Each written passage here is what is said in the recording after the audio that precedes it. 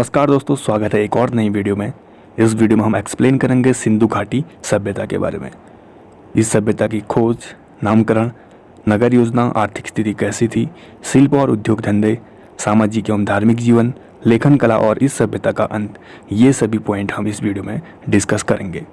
तो चलिए दोस्तों, बिना देरी किए शुरू करते हैं। एक्चुअली हुआ क्या था कि 20वीं सदी की शुरुआत तक इतिहासवेत्ताओं को यह धारणा थी कि वैदिक सभ्यता ही भारत की प्राचीनतम सभ्यता है। लेकिन 20वीं सदी के तीसरे दशक में खोजे गए कुछ स्थलों से यह साबित हो गया कि वैदिक सभ्यता से पूर्व भी भारत में एक अन्य सभ्यता विद्यमान थी, जिसे हड़प्पा सभ्यता या सिंधु घाटी सभ्यता के नाम से जाना जाता है।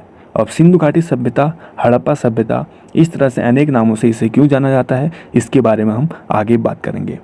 सबसे पहले हम जानते हैं कि इस सभ्यता की खोज किसने की।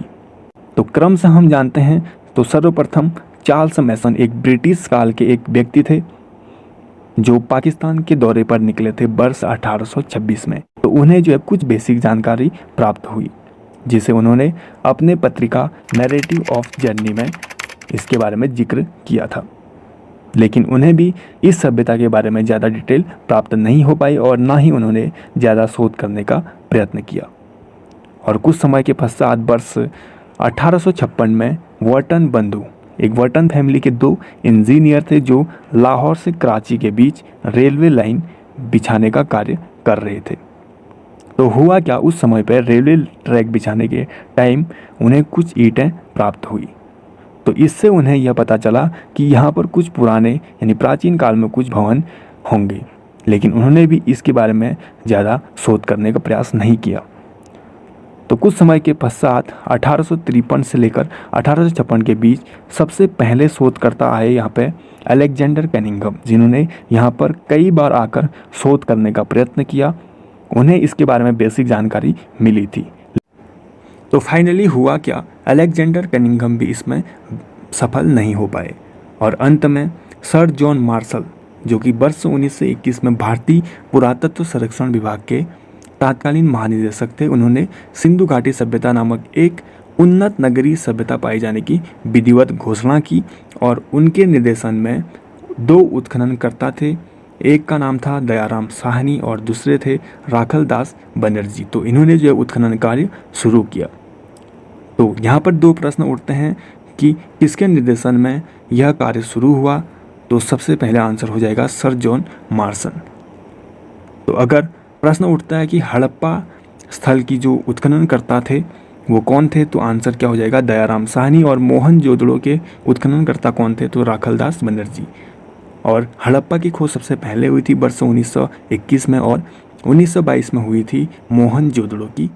अब हम कुछ पॉइंट्स की बातें कर लेते हैं जो कि इस सभ्यता से रिलेटेड इंपॉर्टेंट है। तो सबसे पहले हम जानते हैं कि इसकी तिथि क्या थी। तो रेडियोकार्बन जैसी नवीन विश्लेषण पद्धति के अनुसार सिंधु घाटी सभ्यता की जो सर्वमान्य तिथि है वो 2500 से लेकर 1700 ईसा पूर्व मानी जाती है। अब रेडियोकार्बन पद्धति होता क्या है, यानी C14 पद्धति क्या होता है।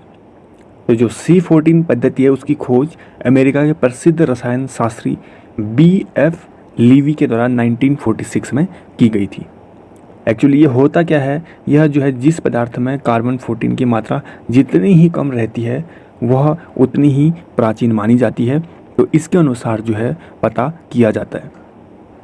तो इसी पद्धति को लगाकर भारत के पुरातत्ववेत्ता, जिनका नाम था DP अग्रवाल, याद रखिएगा DP अग्रवाल, इन्होंने जो है यह तिथि जो है इस पद्धति के अनुसार बताया कि यह जो सिंधु घाटी सभ्यता है वो 2500 से लेकर 1700 ईसा पूर्व के बीच में शुरू हुई थी। नेक्स्ट पॉइंट है, सर्वप्रथम 1921 ईस्वी में राय बहादुर दयाराम साहनी, जिनके बारे में मैंने पहले भी बात की, उनके द्वारा जो है हड़प्पा नामक स्थान पर इसके अवशेष खोजे गए थे। मतलब क्या हुआ कि सबसे पहले जो अवशेष मिले थे वो हड़प्पा नामक स्थान पर मिले थे 1921 में, जिसका निर्देशन किया था राय बहादुर दयाराम साहनी जी के द्वारा। और जो हड़प्पा नामक स्थान है वह पाकिस्तान में है दोस्तों। नेक्स्ट पॉइंट है, इस सिंधु सभ्यता को आदि ऐतिहासिक काल में रखा जा सकता है।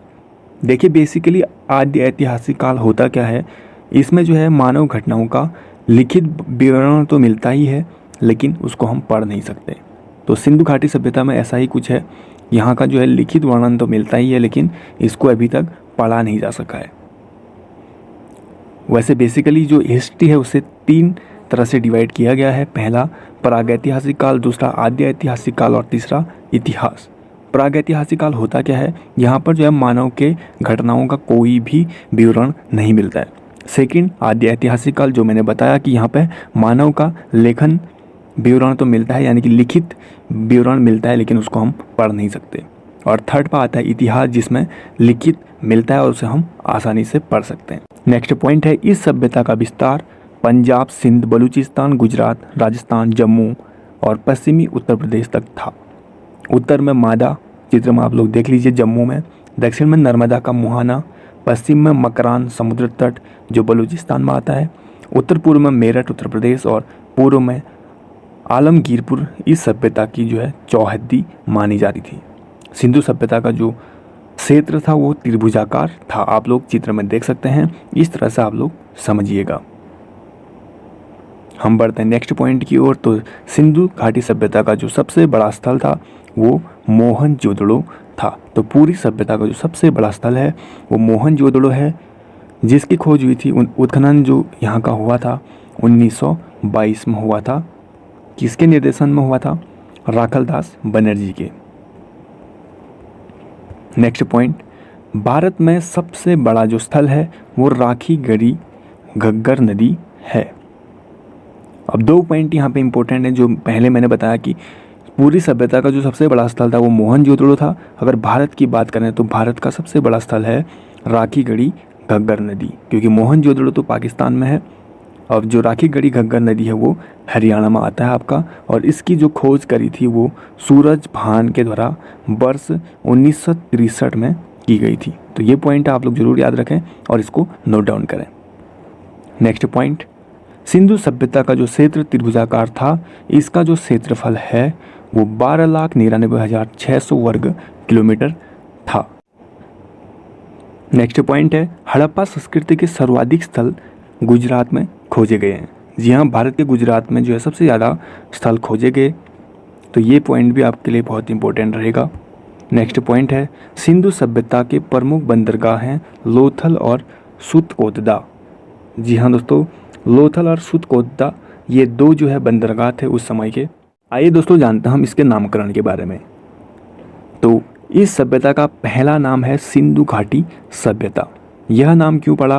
क्योंकि जो स्टार्टिंग में उत्खनन हो रहा था तो सर्वाधिक जो स्थल मिल रहे थे वो सिंधु नदी के तट पर मिल रहे थे, तो इसीलिए इस सभ्यता का नाम पड़ा सिंधु घाटी सभ्यता। और कुछ समय के पश्चात कुछ अन्य स्थल सरस्वती नदी के तट पर भी मिलने लगे, तो इसका नाम फिर रखा गया सिंधु सरस्वती सभ्यता। और इसका तीसरा नाम है हड़प्पा सभ्यता। तो हड़प्पा सभ्यता इसका नाम क्यों पड़ा? क्योंकि इसके जो प्रथम अवशेष मिले थे वो हड़प्पा नामक स्थान से प्राप्त हुए थे वर्ष 1921 में दयाराम साहनी के निर्देशन में। तो इसीलिए जो है इसे हड़प्पा सभ्यता के नाम से भी जाना जाता है। तो ये 3 नाम काफ़ी इंपॉर्टेंट हैं, आप लोग जरूर याद रखिएगा। आइए दोस्तों जानते हैं इस सभ्यता की मुख्य विशेषता नगर योजना के बारे में। तो पहला पॉइंट हमने लिया है कि इस सभ्यता की जो महत्वपूर्ण विशेषता रही वो नगर योजना रही थी। क्यों रही इसके बारे में जानें। तो नगरों में जो मकान और सड़कें बिल्कुल विधिवत बनाए गए थे और प्रत्येक सड़क और गली के दोनों ओर पक्की नालियाँ बनाई गई थी और पक्की और ढकी हुई नालियाँ बनाई गई थी। और अगली जो विशेषता है इसकी, सिंधु सभ्यता की जो ईंटें हैं उनकी यह विशेषता है कि उन पर किसी भी प्रकार का चित्र नहीं मिलता है। जी हाँ, उन पर जो है कुछ कच्ची ईंटों पर कुत्तों और कौओं के पंजों के निशान जरूर मिलते हैं, लेकिन किसी भी प्रकार का अन्य चित्र नहीं मिलता है। नेक्स्ट पॉइंट, स्नानागार जो है मकान के उस भाग में बनाए जाते थे जो सड़क या गली के निकटतम होते थे। ये काफ़ी इंपॉर्टेंट प्रश्न है। और इसके बाद जो है मोहनजोदड़ो में एक विशाल स्नानागार प्राप्त हुआ जो कि 11.88 मीटर लंबा 7.01 मीटर चौड़ा और 2.43 मीटर गहरा था। अगर हम फीट में बताएं तो 39 फीट लंबा था, 23 फीट चौड़ा था और 8 फीट गहरा था। तो यह जो है सबसे बृहद स्नानागार था, आप लोग फोटो में देख सकते हैं। नेक्स्ट पॉइंट है, ये नगर प्रायः 2 भागों में बटे होते थे। एक ऊपरी भाग जिसे बोला जाता था सिटेडल, और दूसरा था निचला भाग। जो निचला भाग था वहाँ पर तो लोग रहा करते थे, लेकिन जो ऊपरी भाग था यानी जिसे सिटेडल बोलते थे, वह किस काम का था? तो ऊपरी भाग में क्या होता था कि वहाँ पर जो है जन इमारतें, खाद्य भंडारगृह, महत्वपूर्ण कार्यशालाएं और धार्मिक इमारतें वहाँ पर थी। लोग जो है अपना जो पूरा भंडारण वगैरह रहता था वो सिटेडल में ही रहता था। तो सिटेडल मीन्स है ऊपरी भाग, जो नगरों का जो ऊपरी भाग है वो सिटेडल है। तो ये 2 डिफरेंस आप लोग जरूर जानें, इनसे ऑब्जेक्टिव क्वेश्चन बन सकता है। आइए जानते हैं दोस्तों आर्थिक जीवन के बारे में। जी हाँ, हड़प्पा सभ्यता के आर्थिक जीवन के बारे में। तो इन लोगों का जो मुख्य उद्यम था वो कृषि था। इस तरह के छोटे छोटे पॉइंट आपको एग्जाम्स में देखने को मिलते हैं, तो ध्यान से देखिएगा। प्रमुख खाद्यान्नों में गेहूं और जौ थे। फलों में केला, नारियल, अनार, नींबू, तरबूज और खजूर आदि थे। और कृषि के अलावा पशुपालन में भी ये लोग ध्यान देते थे। तो इसमें इनके पालतू पशु थे गाय, बैल, भैंस, कुत्ते, बकरी, भेड़, हिरन और खरगोश आदि।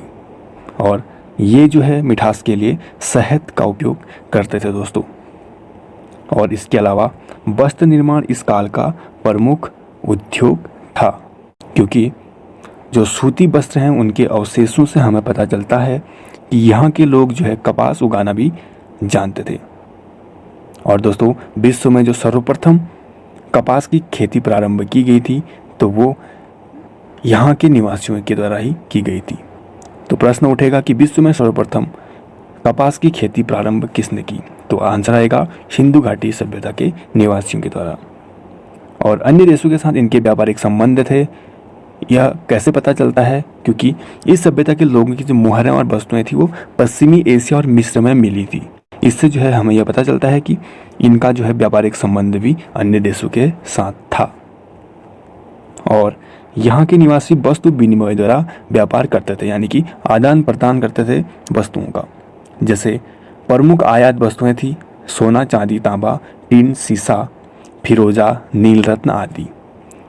और तोलने की जो इनकी इकाई थी वो 16 के अनुपात में थी, यानी कि आप लोग बोल सकते हैं 16 के गुणज, 16, 64, 160, 320, इस तरह के इनके बांट हुआ करते थे। तो आशा है आपको ये समझ में आ गया होगा। अगला टॉपिक है शिल्प तथा उद्योग धंधे। तो दोस्तों यहाँ के जो निवासी थे वो धातु निर्माण उद्योग, आभूषण निर्माण उद्योग, बर्तन निर्माण उद्योग, हथियार और औजार निर्माण उद्योग, परिवहन उद्योग आदि से भली भांति ये लोग परिचित थे। और ये लोग उद्योग धंधों में भी रुचि लेते थे, इससे यह पता चलता है। और दोस्तों इनका एक उद्योग कपड़ा बुनाई भी था। यह कैसे पता चला? क्योंकि खुदाई के समय कुछ सुई और तकली आदि प्राप्त हुए थे। मिट्टी के बर्तन, खिलौना बनाना, मुद्राओं व आभूषणों का निर्माण आदि इनके प्रमुख उद्योग धंधे थे।